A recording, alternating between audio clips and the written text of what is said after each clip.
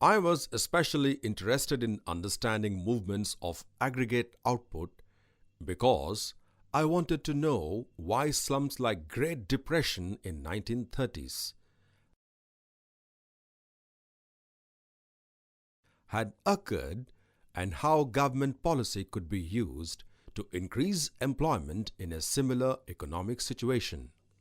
My analysis started with the recognition that the total quantity demanded of an economist's output is the sum of four types of spending. 1. Consumer expenditure, the total demand for consumer goods and services like burgers, LCD TVs, rock concerts, visits to the doctor, etc. Precisely the expenses that all of us do as individuals. 2. Planned investment spending. I. The total planned spending by businesses on new physical capital, machines, computers, factories, raw materials and the like, plus planned spending on new homes. Precisely the expenditure that all companies do at various times. Companies that are formed of individuals such as you and me. 3. Government spending. G. The spending by all levels of government on goods and services, aircraft carriers, government workers, roads, highways, defense equipment, and so forth. Precisely the spending that government do for public good, that is, for households and firms. 4. Net exports, NX. The net foreign spending on domestic goods and services, equal to exports minus imports. Precisely the net spending done by foreign households in buying domestic goods and services. So, the total quantity of goods and services demanded in an economy is also called aggregate demand, YAD, can be written as: the above is the total quantity demanded by various market participants. Now, there is another economy force, that is, supply, wherein the suppliers produce the goods and services that are demanded by the above consumer categories. This is the total level of output.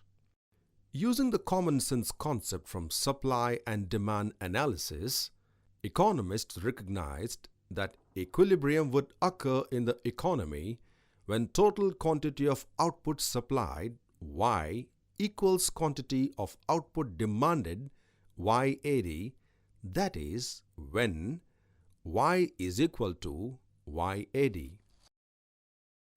When this equilibrium condition is satisfied, producers are able to sell all of their output and have no reason to change their production. My analysis of this equation will mainly explains two things. 1. Why aggregate output is at a certain level, which involves understanding what factors affect each component of aggregate demand, and 2. How the sum of these components can add up to an output smaller than the economy is capable of producing, resulting in less than full employment of resources.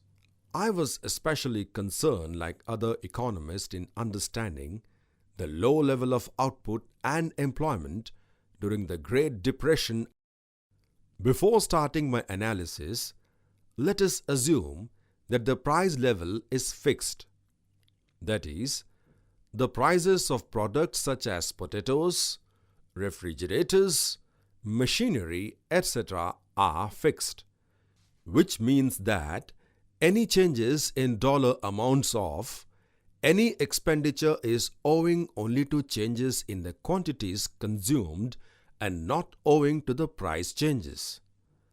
As an extension, Any changes in the dollar levels for variables such as consumer expenditure, investment, and therefore aggregate output are only owing to changes in the real quantities of these variables and not on prices.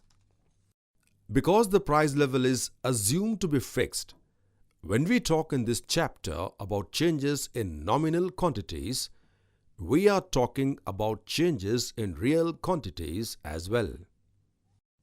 To gain understanding step by step, let us further simplify. Let's also assume that there is no government spending and that there are no import or export activity, which means that the economy is closed and that government support is nil. Also assume that the money supply, the total money in the economy, and interest rates are constant. Because we are assuming the government spending and net exports are zero, that is, G is equal to 0 and NX is equal to 0. We need only examine consumer expenditure and investment spending to explain how aggregate output is determined. Of course, this simple framework is unrealistic.